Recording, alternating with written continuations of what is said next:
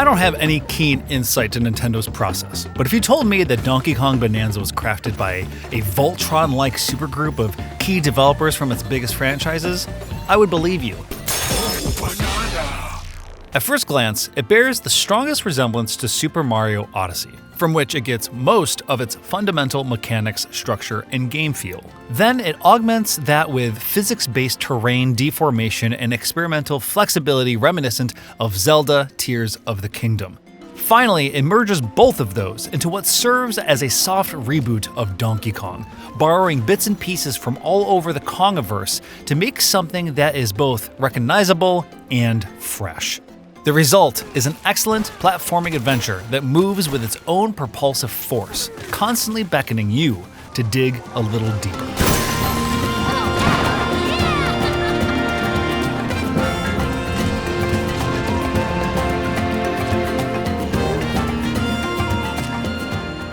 The Donkey Kong DNA is important because for a lot of older gamers, DK as a 3D platforming star sparks some uneasy feelings. The character has excelled at 2D platformers with the Donkey Kong Country series, but his one 3D outing, Donkey Kong 64, has a mixed reputation.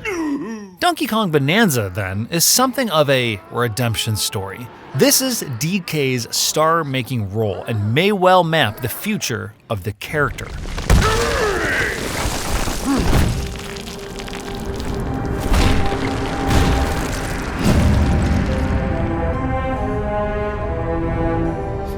Donkey Kong Bonanza recast DK as a lovable lunk, crazed for bananas and working for some kind of strange banana mining company.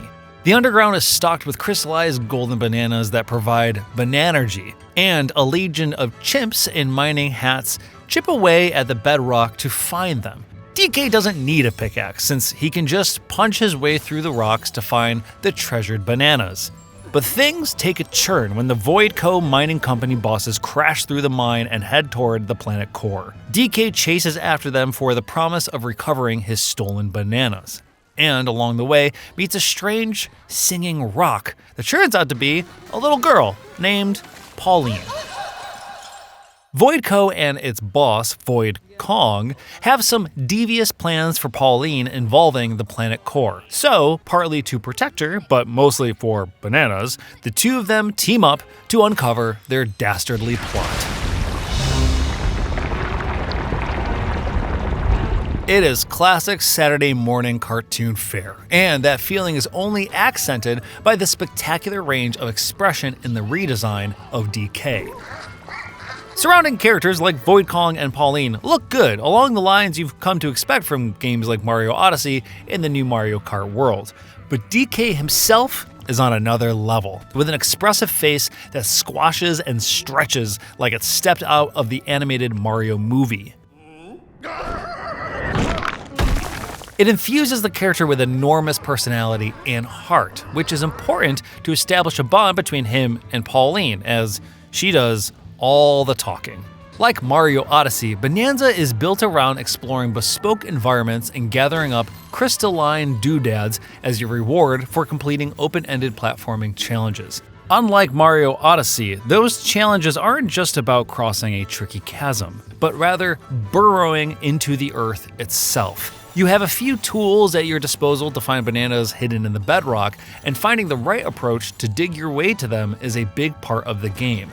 You have enormous flexibility to shape and deform the environment and create your own caverns. But this is still Nintendo's refined stage design at heart. You'll need to figure out the right approach rather than simply punching your way through every problem.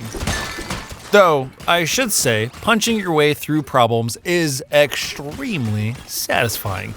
Another difference from Odyssey is access to new layers of the inner Earth, which serve as the game's stages, is gated behind story progress rather than simply collecting a requisite number of crystal collectibles. You'll need to destroy a particular Void Co. structure, or take on a boss, or meet with a massive animal elder to learn their unique Bonanza dance to progress by diving into a hole and falling through to the next layer of crust. That means the utility of collecting bananas shifts as well, and it's a change for the better. Collecting 5 golden bananas gives you a skill point, which you can apply to a sizable skill tree to upgrade and customize your Kong.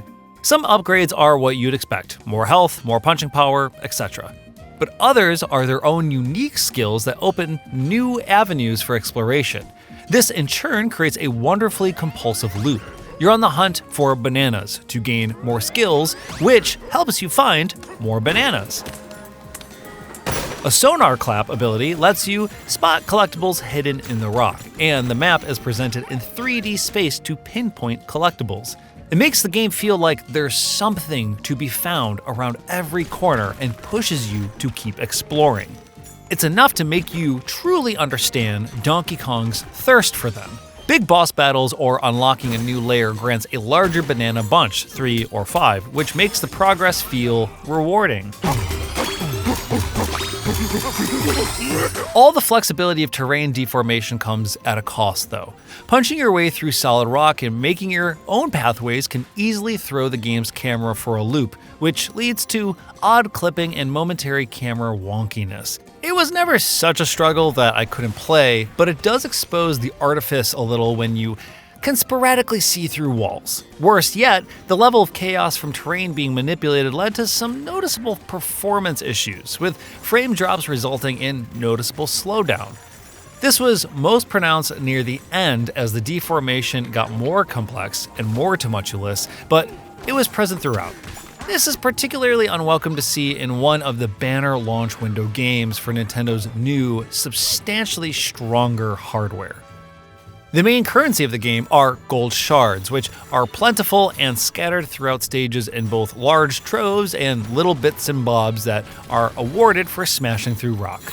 There's a satisfying clink to collecting them, and large gold caches are often used, like golden bananas, to reward small platforming challenges. Your gold reserves are then used to pay for things like shortcuts, items like balloons, which save you from falling deaths, or treasure maps from the stuff shop, or unlocking base camps in each area. The more camps you unlock, the more you grow your comfy level, which gives you a health boost. You can also augment your powers with a wide array of costumes, which are unlocked with a separate currency: fossils.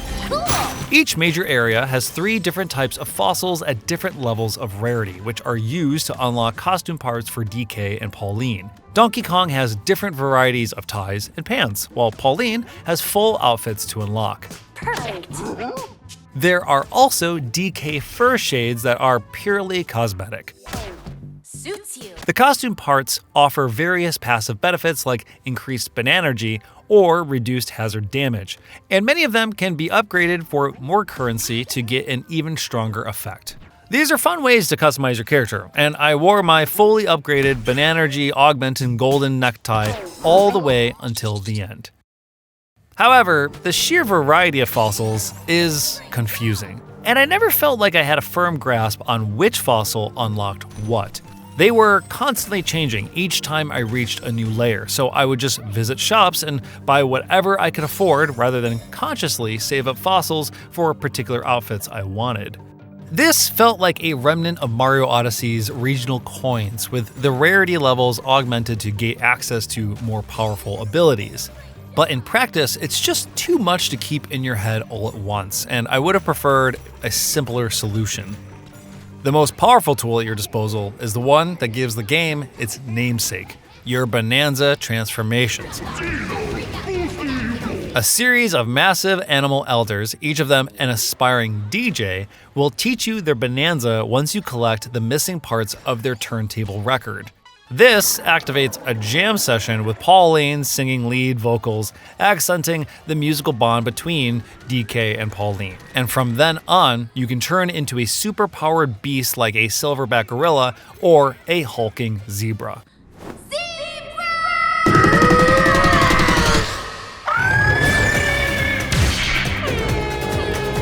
These are activated via Pauline's singing, so each unlock features a cue, an indulgently goofy performance from Pauline. Then, when it comes time to activate the Bonanza, Pauline sings a tune, while DK keeps the beat by pounding his chest. These Bonanza forums give the game a distinct Zelda-like feel, as they often function like dungeon tools that unlock new pathways and let you explore areas that were previously closed off to you. The Kong Bananza can punch through tougher materials, the Ostrich Bonanza can flutter through the air to reach new heights, and the Zebra Bonanza is so fleet-footed that it can run across breakable terrain without falling through. That doesn't even cover my personal favorite Bonanza, which is best experienced for yourself. And pure mechanics aside, the look of the Bonanza forums is just plain funny. Reinterpreting common zoo creatures as swole as hell bodybuilders, complete with banana-themed accessories. Your Bonanza energy is charged by collecting gold, so you can be building up the Bonanza meter while already in Bonanza form and ready to trigger it again. But somewhat counterintuitively, you don't simply stay transformed for as long as you collect gold to feed the meter. Instead, it will deplete entirely, and then you need to trigger it anew. This is probably a concession to make sure you can't simply stay in your superpower transformations indefinitely, but it takes some getting used to. The Bonanzas and the world itself is imbued with a sense of constant surprise. Just when you think you've gotten a feel for everything the game has to offer and how it works, it throws another curveball at you. You're used to punching through rocks, and then suddenly there's an on-rails shooter on a minecart. Individual challenge stages might put you into a retro side-scroller or make you rethink combat in a new way to solve a puzzle. Material types start to interact in new and surprising ways. Like hunting golden bananas, it's all built to keep you moving forward while looking forward to the next thing, and I was delighted every time I found something new. The game also manages to surprise because it's not particularly beholden to or precious about its own existing lore. But Donkey Kong Bonanza functions mainly like a reboot. Still, even that's not quite the cleanest way to describe it. In some ways, it seems like a prequel. In other ways, characters will openly reference having gone on past adventures from other games. And sometimes, it will even seem to reinterpret familiar iconography. Does it make sense? Shut up, don't worry about it. The story it tells of DK accompanying Pauline to the planet Core so she can make a wish is simple and sweet-natured. The two bond through music, through interstitial dialogue scenes when you take a nap in a base camp, Hey, DK, are you awake? and through the main story. As you expect, DK comes to feel protective of Pauline, and she brings out the best in him. By the end, I felt a real kinship between the two and wanted to see more adventures with them together.